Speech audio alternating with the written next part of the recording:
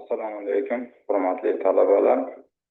Bugun sizlar bilan tafakkurning mantiqiy shakllari va qonunlari tushuncha tafakkur shakli sifatida mavzuyimizni ikkinchi qismini ko'rib chiqamiz. Aynan mavzu mobaynida sizlar bilan demak mantiq ilmining asosiy masalalari va ularni tadqiq etish yo'nalishlari haqida, tafakkurning mantiqiy shakllari va qonunlari haqida hamda formal mantiqning predmeti va strukturasi haqida gaplashib o'tamiz.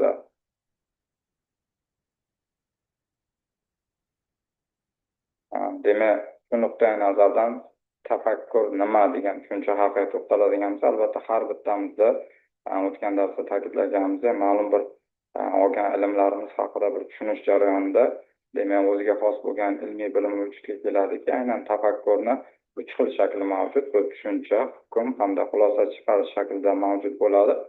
Ulardan tushuncha nima deydigan bo'lsa, tushuncha bu predmet va hodisalarni umumiy va muhim bo'lgan belgilarini ifoda etadigan tafakkur shakli. Bu demak tushuncha deb ataladi. Belgi deb esa predmetlarni bir-biridan farq qiladigan hamda ularni bir-biriga o'xshashligini ko'rsatadigan jihatlarga biz ularni belgi deb ataymiz. Ya'ni bugungi kunda kundalik hayotimizda ham aynan bu so'zlarni ko'proq ishlatamiz. Qanaqa belgisi bor yoki nima ekan deymizki, aynan belgini o'zida ham 4 ta turi mavjud bo'ladi. Birinchisi muhim belgisi. Ya'ni ma'lum bitta jihatlaridagi eng muhim belgi bo'ladiki, masalan, oddiy oladigan bo'lsak, mashina bo'ladigan bo'lsa, qanaqa mashina yoki rangi qanaqa, eng muhim ajralib turadigan jihati nima ekanligiga qaraladigan bo'lsa, ikkinchisi nomuhim belgi. Ya'ni nomuhim belgida qidiruv jarayoni uncha muhim bo'lmagan yoki bizni topishimizga yordam bermaydigan jihati mavjud bo'ladiki, bu narsa aynan nomuhim belgi sifatida ko'rsatiladi.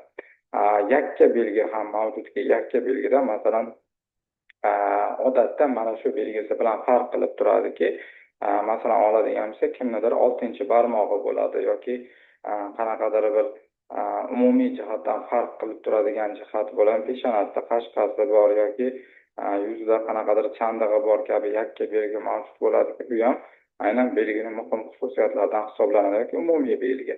Umumiy belgida masalan rangi oq yoki to'lachadan kelgan yoki bo'yi uzun kabi umumiy belgilar bo'ladiki, bu belgilarda qaysidir jihatdan oladigan bo'lsa, aynan muhim hamda yakka belgilarda eng asosiy jihatlarini topib olishimiz osonroq hisoblanadi. Yakka belgi jarayonida albatta bilamizki, aynan mana shu predmetning o'ziga tegishli bo'lgan belgilarga nisbatan ishlatiladiki, odatda bu kriminalistika sohasida ma'lum bir shaxslarni identifikatsiya qilayotgan paytlar ularni barmoq izlari olinadi va dunyoda bilamizki, aynan demak barcha insonlarning barmoq shakllari tubdan bir-biridan farq qiladi. Ya'ni hammani necha milliard odam bo'ladigan bo'lsa ham, ularning barchasini barmoq izlari bir-biridan farq qiladiki, shu jihatdan masalan qayerdadir jinoyat sodir bo'ladigan bo'lsa, albatta u yerda barmoq izlari olishga harakat qilinadi. Ikkinchi tomondan qaraydigan bo'lsa, odatda masalan ayrim bir shaxslarga tegishli odat bo'ladi. Ya'ni qanday deydigan bo'lsa, kimdirda qandaydir bir ishni qilish jarayonida umumiy jihatdan boshqalarga qiyoslaydigan bo'lsa, alohida bir ajralib turadigan belgisi bo'ladiki, aynan mana shu jihatga qaragan holda ham uni yakka belgisini ajratib olish mumkin bo'ladi. Umumiy belgi deb esa aynan 2 va undan ortiq predmetlarga xos bo'lgan belgini biz umumiy belgi deb ataymiz. Masalan, davlatlarga agarda qaraydigan bo'lsak, demokratik davlat, suverenitet yo bo'lmasa monarxiyaga asoslangan davlat yoki jabr zulmga asoslangan davlat, sotsializm boshqaruviga asoslangan davlat kabi umumiy belgilar bo'ladiki, bu umumiy belgini aytilgan paytda aynan o'sha davlat ekanligini bilmasligimiz mumkin, lekin umumiy jihatdan oladigan bo'lsa, bu belgilar qaysidir ma'noda mana shu haqida ma'lumot beradi. Belgilarni biz muhim belgi hamda muhim bo'lmagan belgilarga ajratamizki, aynan bu jarayonda ma'lum bir predmetning mavjud bo'lishi uchun zarur bo'lgan uning tabiati va mohiyatini aynan muhim belgi ko'rsatadiki, oladigan bo'lsa, masalan, davlatning mavjud bo'lishida albatta uning eng muhim jihatlarini ko'rsata oladigan infrastrukturalar zarur. Masalan, oladigan bo'lsa, qo'shini mavjudmi yo'qmi? E'tibor qaratadigan bo'lsa, O'zbekiston mustaqillikka erishish arafasida birinchi prezidentimiz Islom Abdug'aniyevich Karimov aynan O'zbekiston esa qo'shinlarni O'zbekiston esa prezidentiga bo'ysunishini belgilaganligi bo'lmasa davlat tashkilotlariga ham oladigan bo'lsa aynan ularni moliyaviy ta'minotlari masalasida ham mana shunday narsasi bo'ladi, ya'ni o'zini moliyalashtiradimi yoki qaysi bir jihatga bog'langanmi kabi belgilar ham ustuvor sanaladiki, nima deganda u kelajakda qaysidir bir masalada faoliyat olib borayotgan paytda aynan o'z fikrida sobit turish uchun albatta o'zini o'zi ta'minlaydigan bo'ladi degan bo'lsa nisbatan bu barqaror hisoblanadi. Muhim bo'lmagan belgida esa predmetni mohiyatini tashkil qilmaydigan, unga asosan bir qanaqadir ta'sir ko'rsatmaydigan belgi sifatida ko'rishimiz mumkinki, masalan millat, irq, jins kabi masalalar gapirilayotgan paytda bilamizki, masalan dunyo xalqlarida hech qachon terisini rangiga yoki irqiga qarab o'sha davlatda o'zgarish hisobga olinmaydi. Shu jihatdan ham bu belgilar unchalik muhim hisoblanmaydi.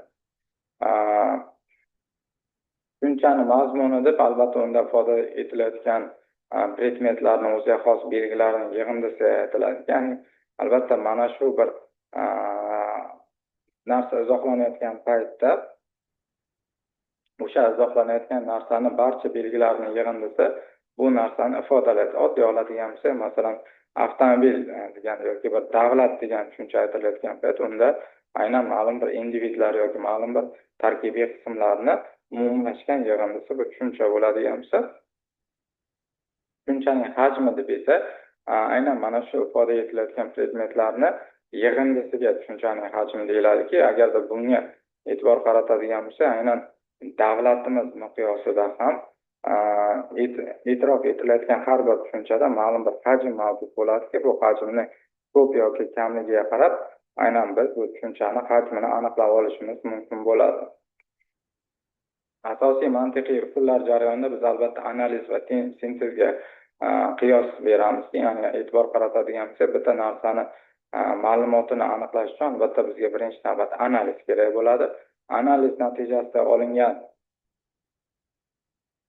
ma'lumotlar sintez qilinadi va sintez qilingandan keyin bu ma'lumotlarni taqqoslashimiz mumkin bo'ladi. Ya'ni ijobiy jihatdagi ma'lumotmi yoki salbiy jihatdagi ma'lumotni uni taqqoslashimiz mavjudki, undan keyin mavhumlashtirish jarayonida ba'zi bir keraksiz jihatlarga yo bo'lmasa asosiy e'tibor qaratilmaydigan ikkilamchi narsalarni chetga surgan holda umumiy tema oxirida biz xulosa beramiz. Ya'ni bu narsa aslida qanday natija beradi va umumlashtirish jarayonini qanday yakunlanadi degan ma'noda. Tushunchalar turlariga ko'ra, demak biz ikkiga bo'lamiz. Hajmiga ko'ra hamda mazmuniga ko'ra. Hajmiga ko'ra qaraydigan bo'lsa, albatta ular umumiy, yakka, to'plovchi, ayiruvchi hamda bo'sh hajmli tushunchalar mavjud bo'lishi mumkin. Tushunchalarning mazmuniga ko'ra esa musbat, manfiy, nisbatdosh yoki nisbatsiz, aniq, mavhum kabi tushunchalarga ajratiladi. Xo'p, tushunchalarni biz yana taqqoslanadigan hamda taqqoslanmaydigan tushunchalarga bo'lamiz. Taqqoslanadigan tushunchalarda odatda bir-biri bilan qiyoslash mumkin bo'lgan, qaysidir jihatlarni aniqlashtirish mumkin bo'lgan tushunchalarga aytiladigan bo'lsa, taqqoslanmaydigan tushunchalarni ularni boshqa taqqoslanadigan turi yo'q. Ya'ni mana shu tushuncha bu yagona tushunchaki, uni qaysidir bir boshqa o'ziga o'xshash bo'lgan jihatda demak mavjud bo'lmaydi. Taqqoslanadigan tushunchalarni ham albatta biz sig'ishadigan va sig'ishmaydigan tushunchalarga ajratamizki, ya'ni sig'ishadigan tushunchalarga qaysidir jihatdan bir miqdoriy yoki boshqa sifatlarni hisobga olgan holda biz uni ma'lum bir jihatlari bilan solishtirgan holda taqqoslay olishimiz mumkin. Sig'ishmaydigan tushunchalarda esa albatta uni umumiy kriteriyalarni hisobga olgan holda taqqoslashimiz mumkinki, lekin uni alohida atributlar bilan biz hisobini chiqara olmaymiz. Aynan sig'ishadigan tushunchalarni hajmi bir-biriga butunlay qisman mos kelishi mumkin. Shuning uchun ular o'rtasida 3 xil munosabat mavjud bo'ladi. Birinchisi moslik, ikkinchisi demak qisman moslik hamda uchinchisi bo'ysunish munosabati deb ataladi. Ya'ni bu jarayonda demak har bir munosabatni ko'rsatilayotgan paytda mana shu sig'ishadigan tushunchalarni qaysi jihatlari bir-biriga yoki qisman moslikda esa bularni qaysi bir jihatlar bilan bir-biridan farq qilish jarayonlariga e'tibor qaratadigan bo'lsak, Sig'ishmaydigan munosabatlar tushunchasiga ko'ra esa, albatta biz ularni bir-biriga bo'ysunadigan yoki qarama-qarshi bo'lgan yoki zid bo'lgan tushunchalarga ajratamiz. Albatta bu munosabatlarni bir-biridan qiyoslanayotgan paytda ma'lum bir umumiyligi mavjud bo'lmaganligi uchun ham ularni demak qaysidir bir atributlarni hisobga olgan holda bir-biriga bo'ysunishi yoki qarama-qarshi yoki zid kelish jihatlarini hisobga olishimiz zarur hisoblanadi. Misollar vositasida endi ko'rib chiqamiz. Masalan, Arastu, keyingisi mantiq fanining asoschisi. Bu yerda aynan Arastu ham mantiq fanining asoschisi ekanligi ham ayniyat hisoblanadi, chunki ikkalasi bir odam haqida ma'lumot berilayotganligi uchun.